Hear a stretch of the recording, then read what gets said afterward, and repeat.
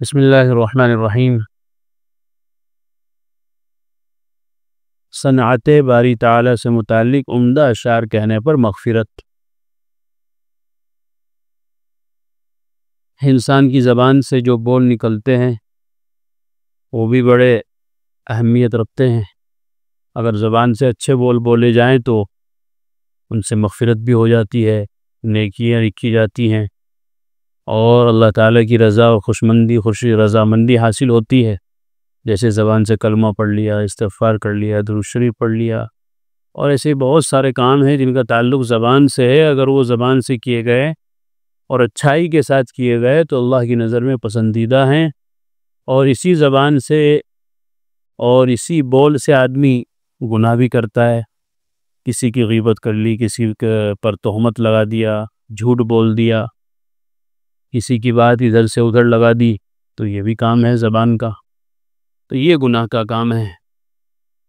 تو زبان کے جو بول ہیں یہ بھی انسان کو کامیاب یا ناکام کرنے میں بڑی اہمیت رکھتے ہیں۔ اس لیے ہمیں اپنی زبان پر ہمیشہ گرفت رکھنی چاہیے کہ زبان سے کیا بولا جا رہا ہے، کیا نکالا جا رہا ہے، کہیں کچھ ایسا تو نہیں ہے کہ جس پر اللہ کے ہاں پکڑ ہو جائے۔ چنانچہ اسی قسم کا یہ واقعہ ہے۔ حافظ ابن کثیر رحمہ اللہ لکھتے ہیں کہ ابو نواس رحمہ اللہ کو کسی شخص نے خواب میں دیکھا تو پوچھا کہ اللہ تعالیٰ نے آپ کے ساتھ کیا معاملہ فرمایا۔ یہ ابو نواس بہت بڑے شاعر تھے، بہت اچھے شعر کہتے تھے۔ ابو نواس رحمہ اللہ نے بتایا کہ اللہ تعالیٰ نے اشعار کی وجہ سے میری مغفرت فرما دی جو میں نے نرگس پھول کے بارے میں کہے تھے، اور وہ اشعار یہ ہیں: تأمل في نبات الأرض وانظر إلى آثار ما فعل المليك عيون من لجين فاخرات بأحداق هي الذهب السبيك على قصب الزبرجد شاهدات بأن الله ليس له شريك۔ یہ شعر زمین کی نباتات میں غور کرو اور اللہ تعالیٰ کے آثار صنعت کو دیکھو کہ آنکھوں سے نظر آنے والی چاندی جیسے پانی کے چشمے اور زمرد کی شاخوں پر پگھلا ہوا سونا، یہ سب چیزیں اس بات پر شاہد ہیں کہ اللہ تعالیٰ کی ذات وحدہ لا شریک ہے۔ تو اس نے اتنا پیارا شعر کہا کہ جس سے اللہ تعالیٰ کی وحدانیت ثابت ہوتی ہے، تو اللہ تعالیٰ نے اسی شعر پر اس کی مغفرت کر دی۔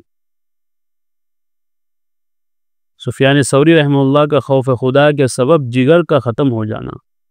ایک مرتبہ سفیان ثوری رحمہ اللہ کوفہ میں بیمار ہو گئے، انہوں نے ایک حکیم سے اپنا پیشاب ٹیسٹ کروایا۔ طبیب نے پیشاب دیکھنے کے بعد کہا کہ یہ پیشاب کس کا ہے؟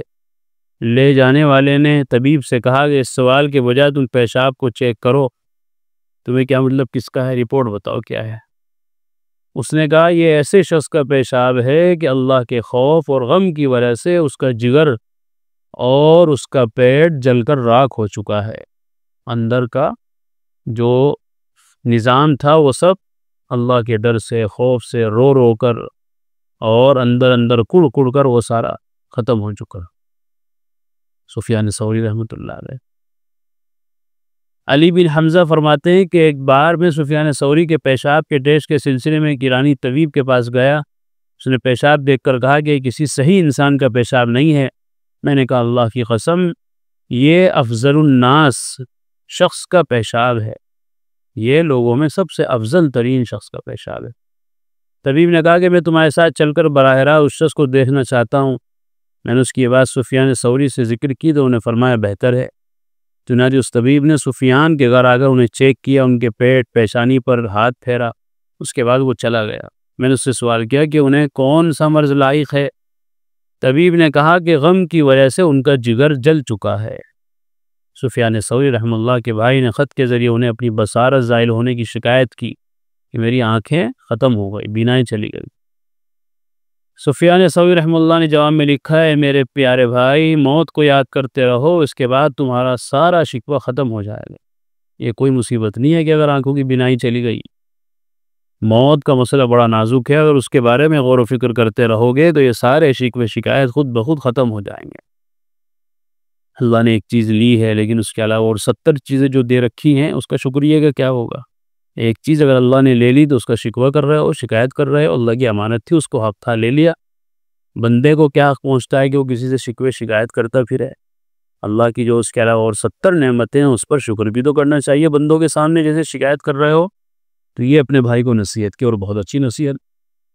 اور یہ ہر انسان کو سیکھنے والی چیز ہے کہ انسان کے اندر شکر گزاری کا مادہ ہونا چاہیے. اللہ تعالیٰ کی اتنی بے شمار نعمتیں ہمارے پاس ہیں کہ ان میں سے اگر ایک کے شکریہ میں آدمی پوری زندگی سجدے میں رہے تو تب بھی اس کے شکریہ کا حق ادا نہیں ہو سکتا. اور اس کا اندازہ تب ہوتا ہے جب وہ چیز چھن جائے یا وہ نعمت چھن جائے. اسی کا ہاتھ کٹ جائے تو پھر دنیا بھر کی کوششیں کر لو گا وہ اس کا بدل بن سکے. پیر کٹ جائے، پیر تو دور کی بات، ایک انگلی کٹ جائے، ایک ناخن ہی کٹ جائے پورا، تو پوری زندگی اور پوری دنیا مل کر بھی اس جیسا ناخن نہیں بنا سکتی. تو جو اللہ کی نعمتیں وہ اس قدر ہیں کہ اگر آدمی انہیں دیکھے تو سمجھ سکتا ہے کہ اللہ نے لیا بہت کم ہے اور دیا بہت زیادہ ہے. تو اس لیے جو دیا ہوا ہے اس پر شکر کرے، اور جو لے لیا ہے تو اس پہ بھی کوئی شکوہ کرنے کا حق نہیں ہے آپ کو. آپ کا تو تھا ہی نہیں، وہ جس کا تھا اس نے لے لیا. تو یہ صبر اور شکر یہ دونوں ایسے بہترین کمالات ہیں، جس بندے کے اندر یہ پیدا ہو جائے تو اس کی زندگی پھر خیر و عافیت سے گزرتی ہے. اس لیے مزاج بدلنے کی ضرورت ہے کہ اگر ذرا سا کچھ ہو جائے، سر میں درد بھی ہو جائے تو آدمی گاتا پھرتا ہے، سب کو بتاتا پھرتا ہے، سب سے کہتا پھرتا ہے کہ آج تو یہ ہو گیا، آج تو وہ ہو گیا. اور اس کے علاوہ جو 99 اللہ کی نعمتیں ہیں اس کا کوئی ذکر نہیں ہے، اس کی کوئی شکر گزاری نہیں ہے. تو یہ چیزیں اللہ کو ناراض کرنے والی چیزیں ہیں. اللہ نے جو دے رکھا ہے اس پر شکر ادا کریں. کچھ اگر لے لیا ہے تھوڑا بہت تو صبر کریں اس پر. صحابہ کرام رضوان اللہ اجمعین اور محبت رسول حضرت انس رضی اللہ عنہ فرماتے ہیں میں نے آپ صلی اللہ علیہ وسلم کو دیکھا کہ حجام آپ کا سر مونڈ رہا تھا اور حضرات صحابہ آپ صلی اللہ علیہ وسلم کو گھیرے ہوئے ہیں، اور مقصد صرف یہ تھا کہ جو بال آپ کے سر مبارک سے نیچے گرے وہ کسی نہ کسی کے ہاتھ پر جائیں، نیچے نہ گرے. اتنا ادب، اتنا احترام حضرت صلی اللہ علیہ وسلم. چنانچہ صحابہ کے بعد بہت زمانے تک آپ صلی اللہ علیہ وسلم کے بال موجود رہے. حضرت امیر معاویہ رضی اللہ عنہ کے پاس، حضرت انس رضی اللہ عنہ کے پاس، آپ کی بعض بیویوں کے پاس لوگ آتے تھے، ان کے پاس زیارت کر کے جاتے تھے. تو صحابہ کو نبی اکرم صلی اللہ علیہ وسلم سے ایسی محبت تھی اس کی مثال نہیں. اور یہی محبت کا تقاضا بھی ہے کہ آدمی صرف زبانی دعوے نہ کرے کہ اے لو محمد، بلکہ دیکھے کہ کتنے فیصد میرے اندر محبت رسول ہے. یہ صرف زبانی جمع خرچ ہے.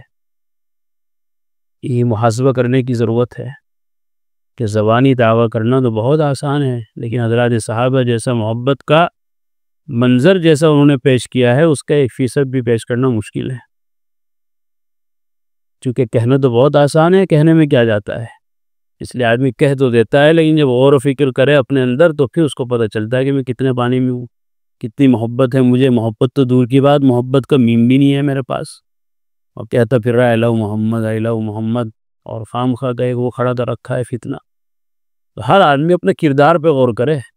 صحابہ کے زمانے میں اس طرح کی یہ باتیں نہیں وہ اگر اتنی زبانی جمع خرچ. صحابہ تو کردار کے لوگ تھے، کر کے دکھایا انہوں نے، بول کے نہیں کیا کچھ بھی کام، بولے نہیں، کر کے دکھایا کہ یہ ہے حقیقی محبت. تو ہر آدمی اپنا کردار اچھا کرے جس سے پتہ لگے بھئی واقعی اس کو اللہ کے رسول سے محبت ہے. ابھی یہ پیچھے چل رہا تھا معاملہ، تو ایسے لوگ کہ سر کے بال سے لے کر پیر کے ناخن تک ان کے بدن میں کوئی سنت زندہ نہیں ہے، لیکن وہ لگا رکھا ہے اسٹیٹس، لوگوں سے لڑنے مرنے کو تیار، روڈ جام کرنے کو تیار ہے. کوئی تجھ سے پوچھے اللہ کے بندے تو نے پوسٹر اٹھا رکھا ہے، اور اپنے گرمان میں تو جھانک لے کہ واقعی تجھے محبت بھی ہے کہ نہیں ہے. کوئی ایسا عمل تو دکھا دے اپنی زندگی میں جس سے لگے تجھے محبت ہے. تو یہ اصل چیز ہے کہ آدمی کردار سے اپنی محبت کو پیش کرے، صرف زبان سے نہیں، زبان یا گفتار سے نہیں. یہ کیسی عجیب بات ہے کہ ایک آدمی کی جس سے محبت بھی کرے اور اس کی بات نہ مانے. دنیا کے جو مجازی عاشقین ہوتے ہیں وہ اپنی معشوق یا اپنے معشوقہ کو خوش کرنے کے لیے کیا کچھ نہیں کرتے. راتوں کا سونا اپنا قربان کر دیتے ہیں، اپنے کام کاج پر جانا بند کر دیتے ہیں، اپنی پسند کو بھول جاتے ہیں، اسی کے پسند کے کپڑے، اسی کے پسند کا کلر، اسی کے پسند کا کھانا. اپنا ذوق بھی بدل گیا، پسند بھی بدل گئی. اچھا جی، اور سونے اٹھنے کا نظام بھی بدل گیا. اللہ تعالیٰ کہہ رہے کہ پھر رات کو جاگ، تہجد پڑھ، اقیم الصلاۃ لدلوک الشمس الی غسق اللیل.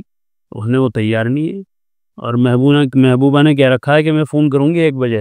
پوری رات جاگ رہا ہے، پوری رات باتیں کر رہا ہے، پوری رات اس کے لیے قربان کرتی.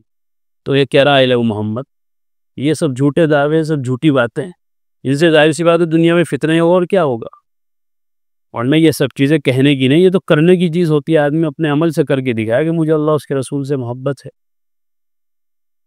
تو یہ سب باتیں ہمیں غور و فکر کرنے کی دعوت دیتی ہیں کہ ہم صرف زبانی جمع خرچ میں، غلط فہمیوں میں نہ جئیں، بلکہ حقیقی طور پر اپنی زندگی میں بھی ہم وہ کر کے دکھائیں جو رسول اکرم صلی اللہ علیہ وسلم کو پسند تھا۔ ان المحب لمن یحب یطیعہ، فارسی عربی کا شعر ہے کہ جو جس سے محبت کرتا ہے وہ تو بس اس کے پیچھے پیچھے چلتا ہے، پھر وہ تو اپنے آپ کو بھول جاتا ہے اسی دن سے جب سے محبت ہو گئی۔ اب تو اس سے پوچھتا ہے کہ تمہیں کیسا کلر پسند ہے، کہ ایسا، بس اب اس کے جوتے بھی ایسے ہی، کپڑے بھی ایسے ہی، اچھا جی اس کی شیروانی بھی ایسی، اس کی جیکٹ بھی ایسی، گھڑی بھی ایسی، موبائل کا کور بھی ایسا۔ یہ ہے دیوانی، ایسی دیوانی چاہیے اللہ کے رسول سے۔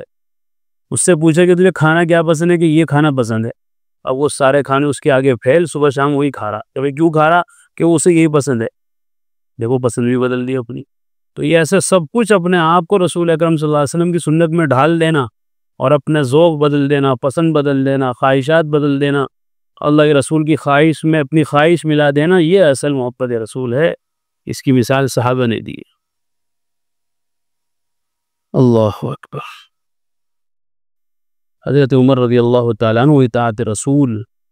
حضرت اسلم رحمہ اللہ فرماتے ہیں حضرت عمر بن الخطاب رضی اللہ عنہ نے حجر اسود کو مخاطب کرتے ہوئے فرمایا، سن لے اللہ کی قسم، مجھے معلوم ہے کہ تو ایک پتھر ہے، نہ نقصان دے سکتا ہے نہ نفع۔